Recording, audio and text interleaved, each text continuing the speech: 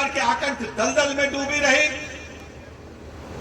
2G spectrum घोटाला तो उनके संचार मंत्री जेल में, कोयला घोटाला तो उनके कोयला मंत्री जेल में, सेना के बने भवनों में घोटाला, और जब खेल हुआ कॉमनवेल्थ के खिलाड़ी दिल्ली में इकट्ठा हुए तो कॉमनवेल्थ गेम्स में भी घोटाला, खेल मंत्री भी जेल में। यह है कांग्रेस पार्टी की करतूत। और कांग्रेस पार्टी की करतूत क्या है? भारतीय जनता पार्टी ने अपने गठन काल से ही कहा कि अयोध्या में प्रभु रामलला का भव्य मंदिर हम बनाएंगे जब हमें आप ईश्वर प्रदान करोगे, जनता जनार्दन जब हमें ताकत देगी तो अयोध्या में भव्य रामलला का मंदिर बनेगा। कांग्रेस पार्टी ने क्या किया? सुप्रीम कोर्ट में हलफनामा देकर मना किया। अयोध्या में प्रभु रामलला हुए ही नहीं, अस्तित्व को ही नकारने का काम कांग्रेस पार्टी के लोगों ने किया। क्योंकि हम जनता जनार्दन की अदालत में खड़े हैं तो हमारी आप सबकी जिम्मेदारी है कि सही तथ्यों को जनता की अदालत में पहुंचाएं। आज कांग्रेस पार्टी के लोग तरह तरह की बातें करते हैं, कहते हैं राम सबके हैं। मैं समाजवादी पार्टी के लोगों से पूछना चाहता हूं, अयोध्या में जब रामलला के भक्त इकट्ठा हुए थे तो समाजवादी पार्टी की सरकार थी। अयोध्या की सड़कों को, सरयू माता के पुल को खून के लाल रंग से पाटने का काम समाजवादी पार्टी की सरकार में हुआ था। हमारे निहत्थे कार सेवकों पर गोली चला करके दुनिया में रामलला को कलंकित करने का काम समाजवादी पार्टी ने किया था।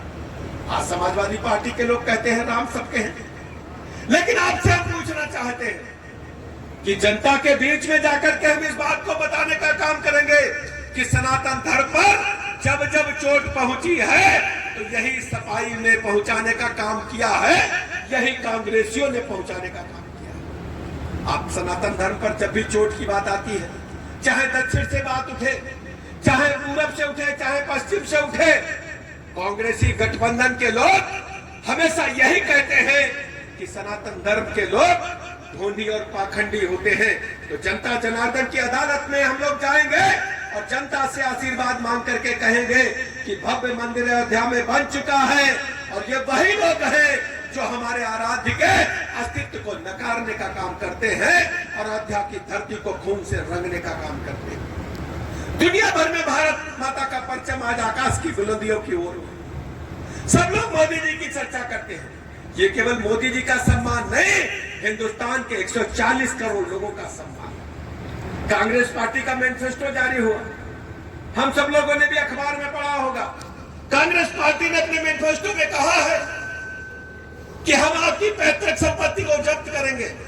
जब आपके पूर्वजों की, अपने दादा पिता की, अपने बाबा की डेथ होगी तो उनकी जो विरासत में संपत्ति है उसको जब्त करेंगे और 50% हम उन आताताइयों में बांटने का काम करेंगे जिन लोगों ने हिंदुस्तान के अमन चैन को हमेशा लूटने का काम किया है। आज आपके बीच में हम लोग कहने के लिए हैं कि कांग्रेस पार्टी क्या करना चाहती है और इस बात पर मोहर लगाने का काम उनके जो थिंक टैंक है, उनके जो मेंटर हैं, सायन पित्रोदा ने अमेरिका से बैठ करके कहा, सोशल मीडिया पर देख लो आप कि कांग्रेस गठबंधन अगर सत्ता में आता है, कांग्रेस सपा के गठबंधन अगर सत्ता में आता है तो पैतृक संपत्ति 50% जब्त करके आतताइयों को बांटने का काम करेंगे।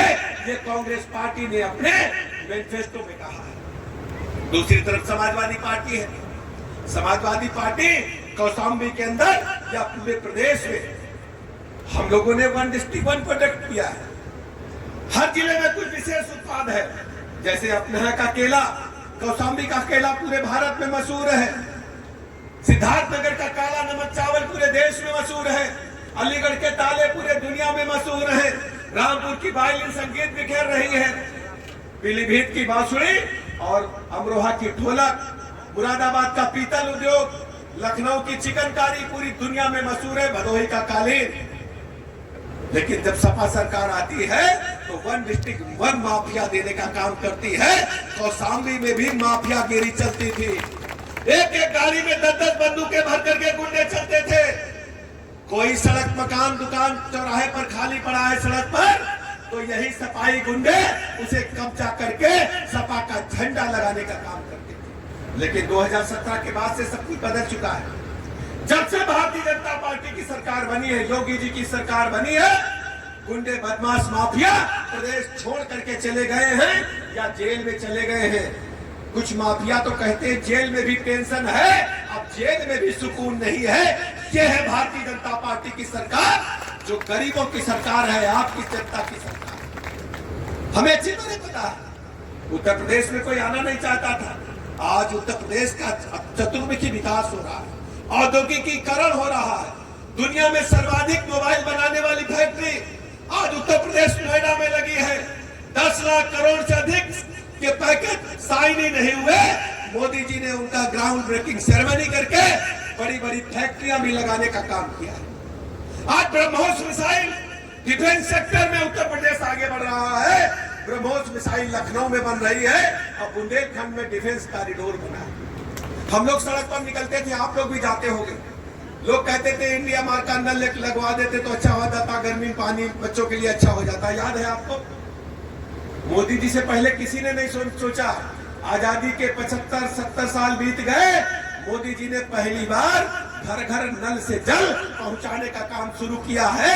गांव गांव में टंकियां मर रही हैं और टोटी से पानी आ रहा, जाके पता कर लो मेरे मित्रों, आम जनता के बीच में जाकर के हम सब कहते हैं। बिजली पहले कहां आती थी?